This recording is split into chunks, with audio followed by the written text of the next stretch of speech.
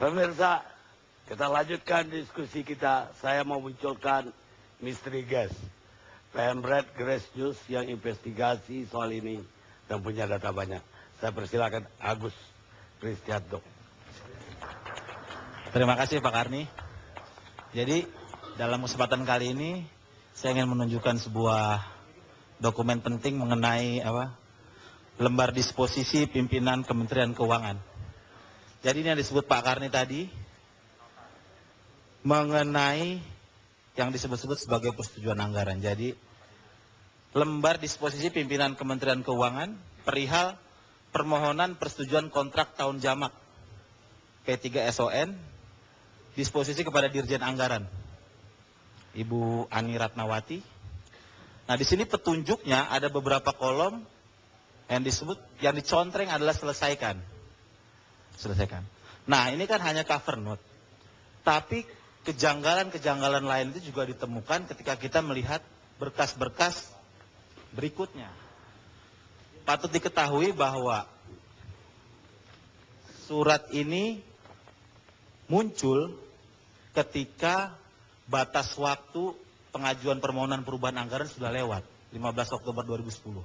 Sementara ini suratnya 29 November, 1 Desember dikeluarkan disposisinya, 6 Desember diterbitkan, 10 Desember 2010 ada kontrak dengan Wika dan Adikarya. Jadi proses-prosesnya itu sangat cepat. Dokumen kedua adalah nota dinas. Nota dinas ini juga diajukan oleh Direktur Jenderal Anggaran, Dirjen Anggaran Kementerian Keuangan. Tanggal 29 November 2010. Nah, di sini yang disebut oleh Pak Hasan Bisri tadi bahwa ada semacam persepsi-persepsi bahwa ada tindakan proaktif dari Dirjen Anggaran. Jadi nota dinas ini mengacu pada 3 surat. 2 surat dari Menpora, 28 Juni 2010, 22 Oktober 2010, dan surat ketiga yang disebutkan tadi dari Sesmenpora. Jadi dari Menpora juga ada surat? Ada dua. Nah, yang disampaikan adalah 2 hal. Kontrak tahun jamak tadi 1,175 triliun yang akan dilaksanakan selama 3 tahun. Dan poin B yang paling penting, dispensasi. Dispensasi apa? Banyak, dispensasi perubahan volume anggaran, dispensasi karena sudah melewati batas waktu pengajuan anggaran. Dan yang paling penting di dokumen yang kedua ini adalah poin terakhir, berkenaan dengan hal tersebut di atas, maka persetujuan kontrak tahun jamak dapat dipertimbangkan untuk disetujui.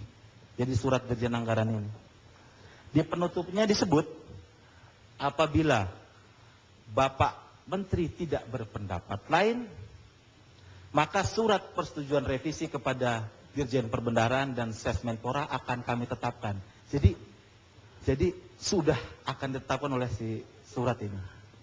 Kalau tidak ada pendapat lain dari Menteri Keuangan. Ya, Menteri Keuangan tadi yang dicontreng adalah, jadi bukan yang dicontreng adalah disesuaikan tadi. Disesuaikan.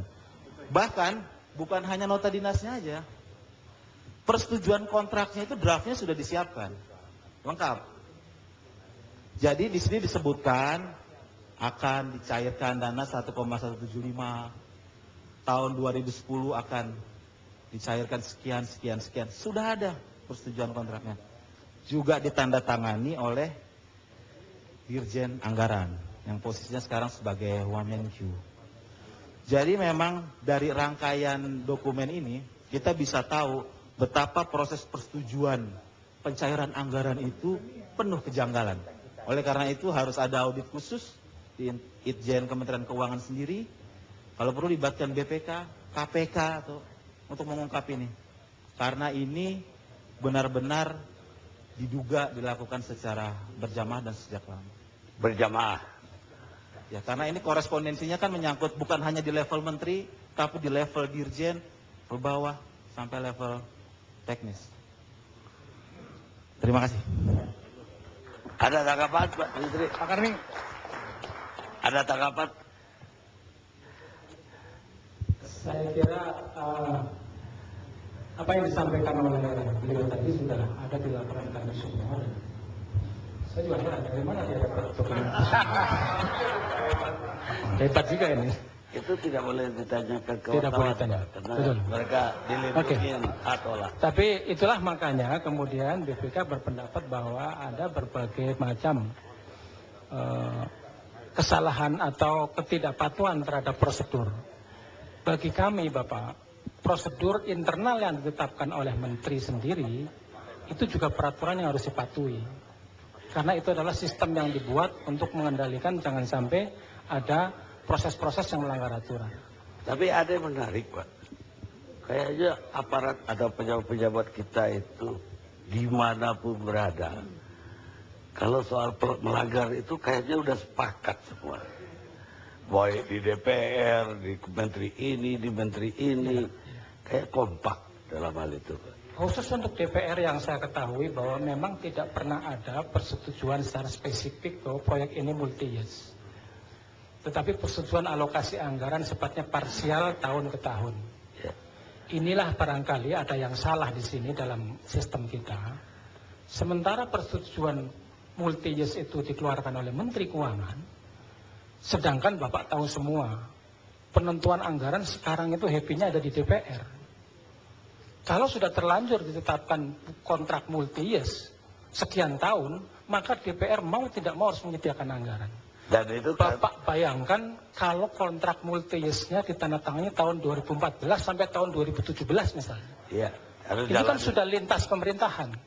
Ini kan bisa menimbulkan komplikasi hukum ketika komisi di DPR nanti atau panitia anggaran tidak mau mengalokasikan anggaran untuk memenuhi kontrak multi-years itu. Oleh karena itu BPK berpendapat bahwa persetujuan kontrak multi-years ini sangat penting, sangat strategis terhadap pelaksanaan sebuah proyek yang cukup besar. Ya, yang sangat penting itu hanya disetujui oleh pimpinan komisi aja, Pak. Tidak sampai ke bawah, itu kata Ya. komisi. Ya, seperti saya katakan tadi, bahkan persetujuan yang secara spesifik bahwa proyek ini akan multi-years sampai dengan tahun sekian, dengan anggaran sekian, itu kami tidak peroleh. Kami dari minut-minut rapat DPR dengan Kementerian PUR itu tidak menyebutkan itu. Tapi Pak Karni, saya perlu informasikan di sini bahwa sebetulnya BPK tahun 2007 itu sudah pernah mengingatkan Sesmenpora untuk menghentikan proyek Hambalang ini. Tahun 2007. Karena pada waktu itu yang kami persoalkan, status tanahnya belum jelas. Daripada nanti Anda mengalami kerugian lebih besar, kalau nanti tanahnya menjadi tidak bisa dikuasai, maka lebih baik dihentikan saja. Ini pernah kami sarankan kepada Kemenpora supaya proyek ini dihentikan. Sementara sambil menunggu proses sertifikasi lahan. itu kan dipatuhi oleh Adiaksa tadi. Ya, itu dipatuhi. Tidak ada aktivitas apa-apa waktu itu. Ya, tapi kan Karena diurus. Pak Kemenpora di situ hanya punya kwitansi uang kerohiman namanya kepada para penggarap. Kwitansi uang kerohiman ini nggak bisa dijadikan dasar kepemilikan tanah. Ya, Meskipun yang akan melakukan aktivitas itu adalah lembaga, instansi pemerintah, tetap harus berdasarkan bukti-bukti yang kuat. Sehingga kalau nanti digugat, kita punya dasar.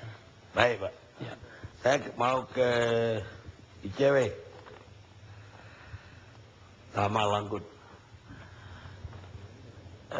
Apa yang ICW lihat atau yang diteliti selama ini dengan Hambalang ini? Ya, tentu Sama nggak dengan ditemukan BPK? pada tahap perencanaan proyek dan proses pelaksanaan proyek itu sebenarnya tidak jauh berbeda. Tetapi di dalam lingkup pemeriksaan audit BPK yang sekarang keluar, itu ada beberapa yang menarik sebenarnya. Lingkupnya ada sekitar 4 lingkup, kalau saya tidak salah di dalam audit tersebut. Yang pertama soal penyiapan lahan. Tadi sudah dibahas, ada beberapa pelanggaran, kemudian temuan-temuan penyelewengan. Nah, kemudian yang kedua terkait dengan proses penganggaran. Juga sudah disinggung, tetapi hanya pada level eksekutif. Bagaimana misalkan di DPR, apakah ada pemeriksaan di sana? Karena memang ini menjadi hal penting juga yang harus menjadi objek lingkup pemeriksaan. Yang ketiga, terkait dengan pelaksanaan proyek. Nah, pada tahap pelaksanaan proyek, ini menurut saya juga melihat ada beberapa hal menarik, terutama soal pelanggaran terkait dengan pencairan uang muka. Di dalam audit BPK itu disebutkan bahwa ada sekitar pencairan 217,13 M. Nah, pencairan tersebut kemudian di situ ada pelanggaran. Di mana pelanggarannya? Ketika ada subkontrak.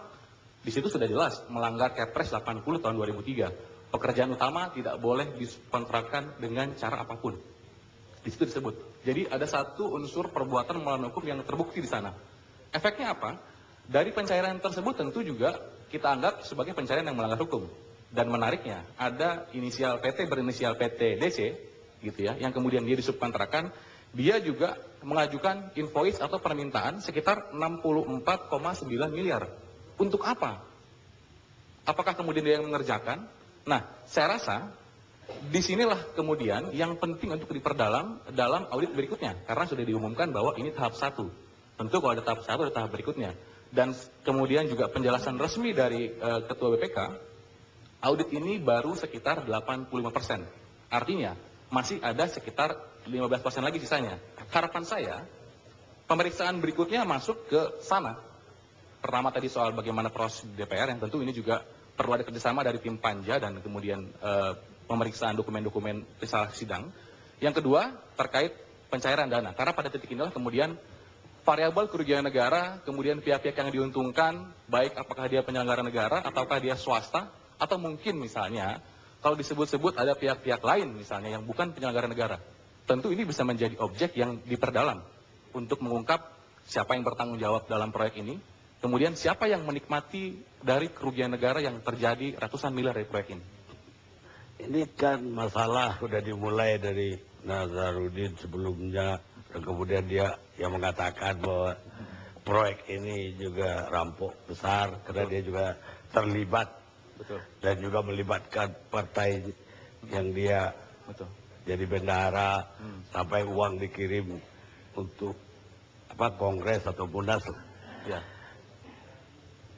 Anda sebagai yang dekat dengan KPK, kita juga ngundang KPK, tapi nggak ada yang datang.